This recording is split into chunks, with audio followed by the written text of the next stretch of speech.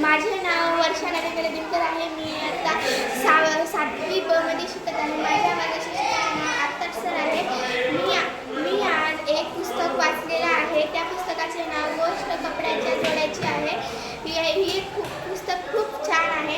याच्यामध्ये 3 वर्षापासून पाऊस पडत नव्हतं. या एका गावामध्ये 3 वर्षापासून झालं पाऊस पडत नव्हतं. त्या 3 वर्षानंतर पाऊस पडलं, पण लगातार 8 दिवस पाऊस सुरूच होता आणि डांबरी रस्त्यावर खड्डे पडले होते आणि जे लोक होते ते कामासाठी कामं सगळे बंद झाले होते आणि ज्याचे हातावरच पोट होते त्यांचे तर खूप हाल झाली होती. आणि त्यानंतर 8 दिवसानंतर पावसाने विश्रांती घेतली.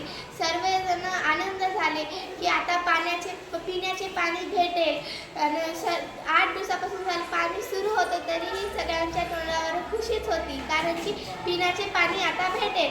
त्यांना 3 वर्षापासून झालं पाणी भेटत नव्हतं, त्यामुळे त्यांना दुरून पाणी आणावं लागत होतं आणि शेती अशी पूर्वी काळी आणि चिरा झालेली होते.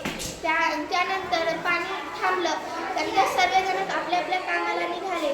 त्यानंतर ते खूप सूर्याचे उजेड पडले होते. त्यानंतर त्यांना देवाला त्यांची खुशी बघली गेली नाही. त्यामध्ये आणखी काळे पूर्ण ढग जमा झाले. सगळेजण शाळेला जात होते. तिथे एक धर्मा नावाचा मुलगा होता, तोही शाळेला निघाला. त्यानंतर त्याने बघले की ढग सुरू झाले. त्याने पाऊस पडला. त्याने एका कोंढ्याला जाऊन थांबला. त्यानंतर पाऊस थांबले, त्याचे पूर्ण कपडे ओले झाले होते. तो घरला गेला आणि कपडे काढून वाळू घातला. त्याची परिस्थिती खूप गरीब होती आणि त्याच्याकडे फक्त एकच जोडी कपडे होते. त्यांनी कपडे वाळू घातले, पण पावसामुळे कपडे काय वाळतच नव्हते आणि घरामध्ये पुन्हा कुमट वास येत होता पावसामुळे. त्याच्याकडे खूप गरीब परिस्थिती होती. त्याने ह्याच हालमध्ये तो शिक्षण शिकत होता आणि आपल्याला ह्या पुस्तकातून शिकायला भेटते की कितीही गरीब परिस्थिती असली तरीही आपण आपल्या परिस्थितीमध्ये खुश राहून शिक्षण घ्यावे. खूप छान, खूप छान. दाखव, पुस्तक दाखव. हां, शीर्षक काय आहे पुस्तकाचं? शीर्षक वाच.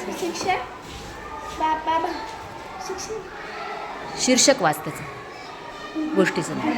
गोष्ट कपड्यांच्या जोड्यांची. छान. हां, व्हेरी गुड, व्हेरी नाईस. खूप छान वाचलीस.